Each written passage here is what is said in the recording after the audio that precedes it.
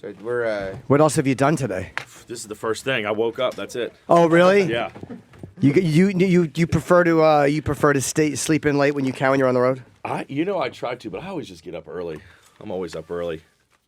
Really? Yeah, I don't know why. Why? Because you kids? I do have kids, but I get up before them. I go to bed late, get up early. Have you always been an early guy? Like an early riser, dude? I have. I just don't want to miss out on anything.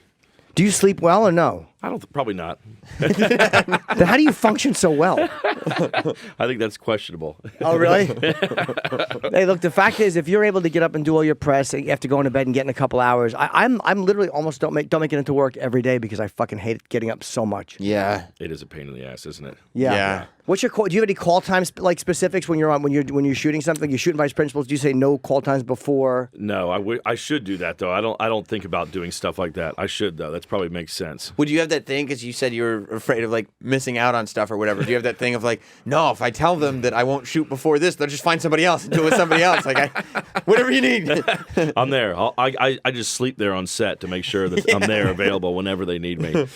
Yeah, I used to, I would, once I had kids, I was like, I didn't like them waking me up. So I needed to get up before them to do my shit before they were making What will you me do in the shit for morning? them. Like, what will you want to get done before they get up?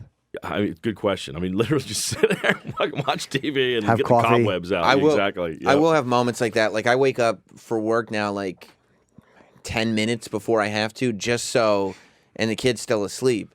Just so I can have 10 minutes of just like, it's never going to be this good. All day today will never be as good as this 10 minutes is right now. That's it.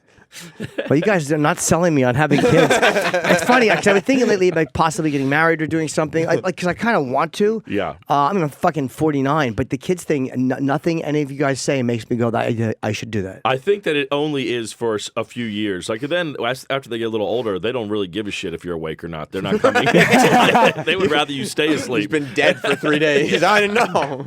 Yeah, no, my kid's 7 months old, so it's like you have to. When you have a kid that young, you have to be attentive to him at every waking hour. Like, there has to be somebody. And now, especially because he started moving around.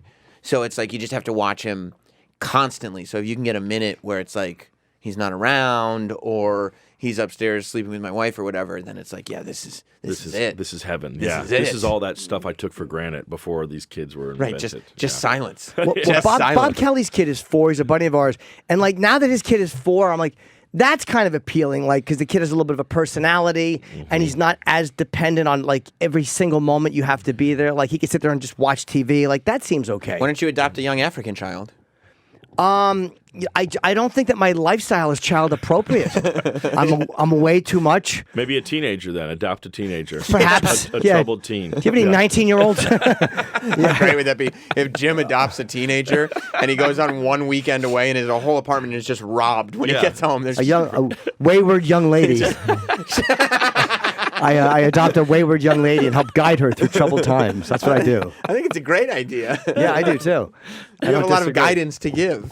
Dude, you do a lot of stuff. Your HBO stuff, you get picked up season after season. I mean, have you worked on anything that they've said we're not picking it up? Because you seem to walk away when it's right. We've tried to produce stuff with them that I wasn't involved with, like, writing or acting in, that they've definitely been like, no thanks.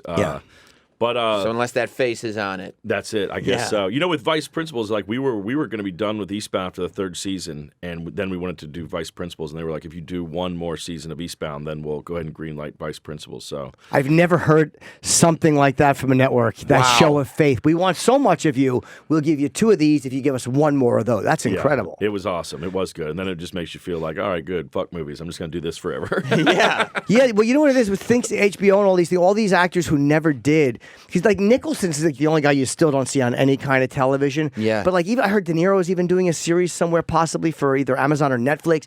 Like, so many legit movie stars are now doing series because the writing is so good and you can do what you want. It's true. I mean, look, I love movies. I always will, and I'll always want to make them. And when there's an amazing movie, it's awesome to see that and to see it with people. But, man, if you have to the stuff we do that's so sort of niche, it's just, you get eaten alive in the box office. I mean, it's like if you don't have something that, like, has mass appeal, you just are looking to get trampled. And so, I don't know. I feel like with this kind of fucked up comedy, I think people are a little bit more apt to enjoy it in the comfort of their own home than like in a crowded theater. And they can do it in their time too, right? Yeah. Like you don't need it that weekend. Yeah. You can do it like, oh, the word of mouth is just starting to pick up, and now they go back and watch all the episodes and everything. I just love that like Vice Principals. I think I was talking to somebody before, has become like Walton Goggins, like the role of his career. It's It's of everything he's done. He's done so many amazing things, but like this is like, oh my god, it's just a side I've never seen, and it's incredible. And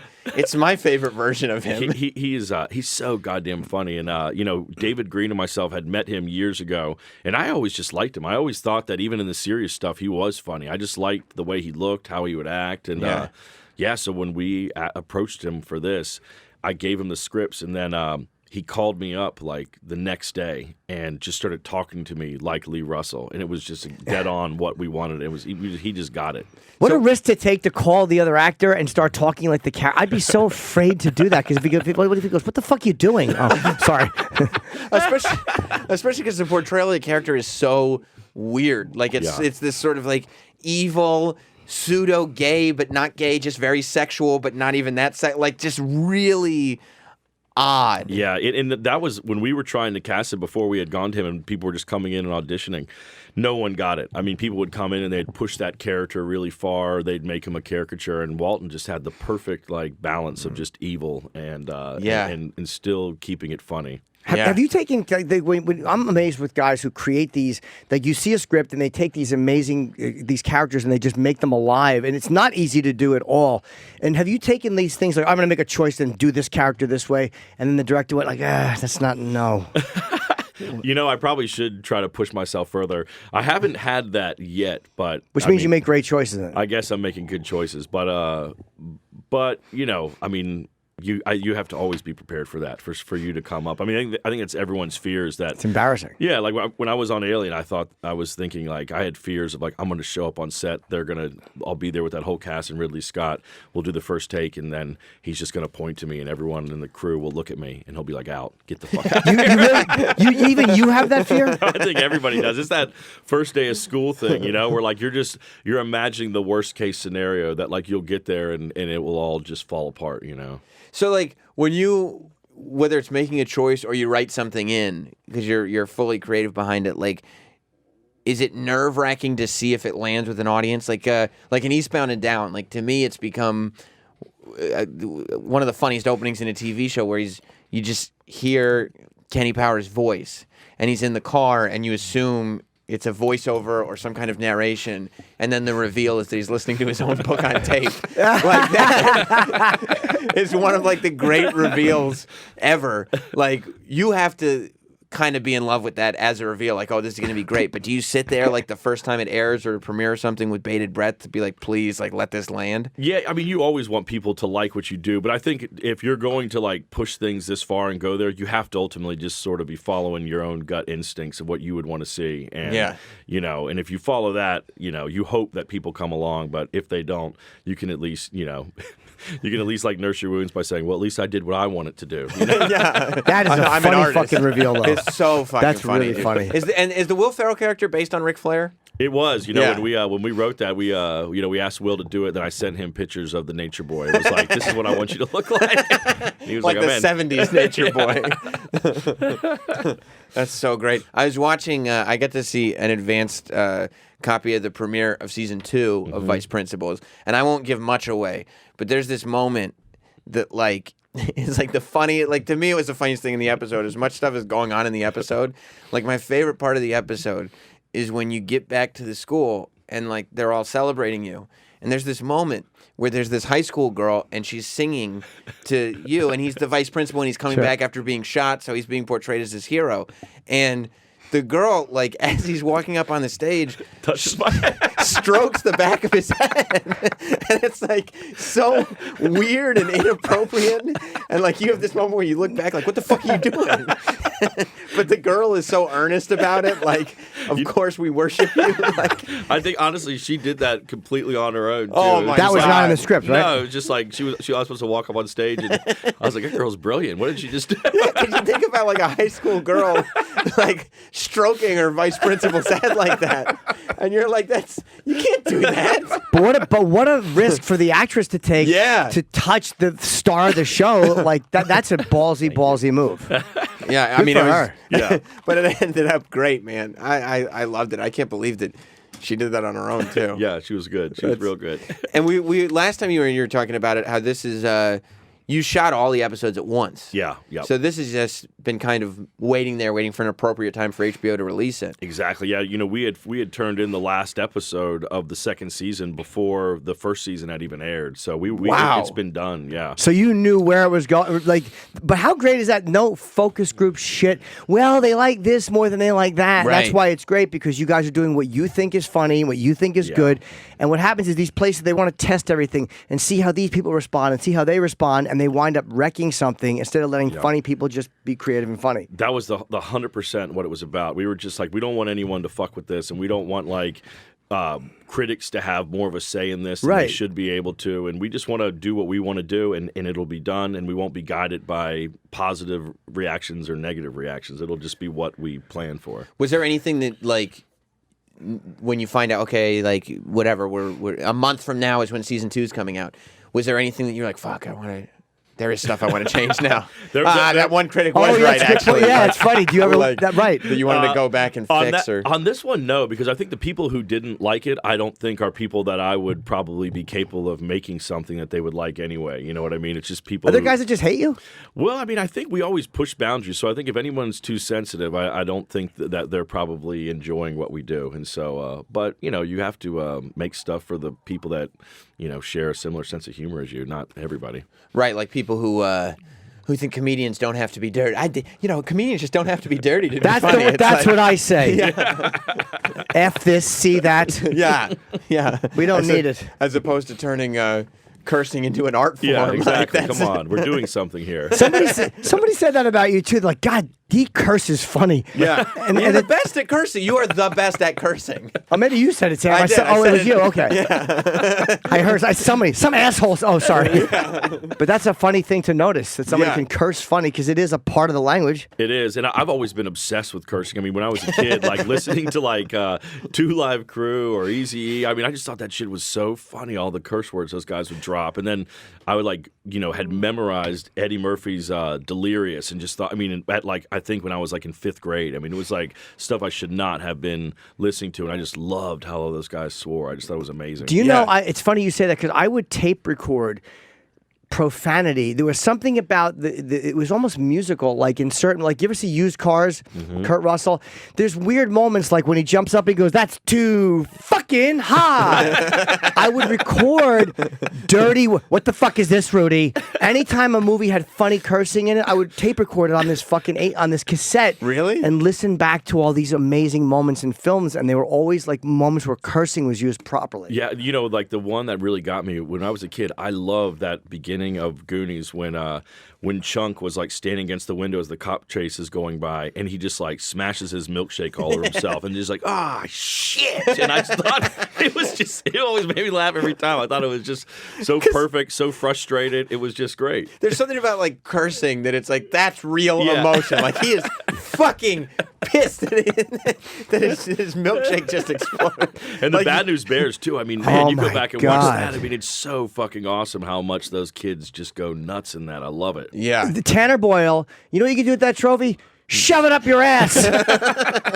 I mean, that is a memorable, or stick it up your ass, whatever he said. But that was a very, very amazing. Although some of the things they said they couldn't even do in the remake. No way. But they were fucking. It was so funny, man. Yeah. But people want to believe that like kids cursing nowadays, well, there's just no place for it anymore. And then somebody makes a movie like Bad Santa, and it's like people love it. Yeah, kids cursing is funny because it's what they do. It is what they do. Is. I mean, my 5-year-old son, like I don't know what 5-year-olds talk about when they're together, but I can only assume it's like they share notes and like, well, this is what you're not supposed to say. This like, my son will. I'll hear him use curse words all the time behind our back, and I'm just like, look, where the hell's he even getting this from? Yeah. I mean, my wife's looking at me like it's you, but I'm like, no, I don't say this shit in front I of him. learned it from you, Dad. Yeah. Maybe on watching TV. your movies. Yeah, he's watching your shows. But I think that the moment one of them picks up a curse word, I think they share it with their friends. They share the knowledge. They pass it around. Right. But it's funny you memorized "Delirious" and the song lyrics that kind of were impactful. God, man, it was I mean, like. Yeah, too many. I was going to go start reciting them, but no. Well, Luther. Well, who's better than fucking Luther Campbell? I mean, didn't he get like blown on stage in Broward County and get arrested? I mean, come on, the fucking 2 Live Crew. Those guys were awesome. I saw him in a weird documentary, Ozzy Osbourne documentary called "Don't Blame Me," and Luther Campbell was talking about how much he wanted to do something with Ozzy. I fucking love that guy. Yeah, he's just a fucking maniac. It's weird that it seems like people get more sensitive, so you can't have a conversation about, well, cursing's just funny, cursing's just cool, like it's good, like, because people get sensitive about it. But then when you can finally get something out that has cursing in it, like your stuff, like Bad Santa, like any of that stuff, universally people are like, yeah, that's funny. Like that's how people talk. Yeah, more people should do stuff like that. Well, is there anything worse though than a euphemism? Like anything worse than where a curse belongs? And they put in it's like, just change it. But when they say like, oh, come on, you can kiss my butt. You're like, man, don't say it. Have you seen any of that stuff? Have you seen like Pineapple Express, for example, but the TV edit version? Oh, you have to go in and record that stuff. And so like I always just phone that in. And they're like, well, we'll get a sound alike. I'm like, just do that then. I'm not coming in here.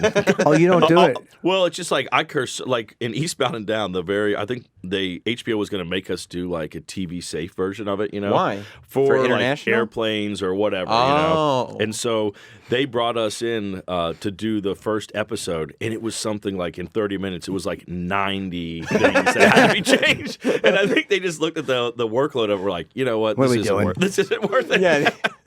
Just cut the entire episode.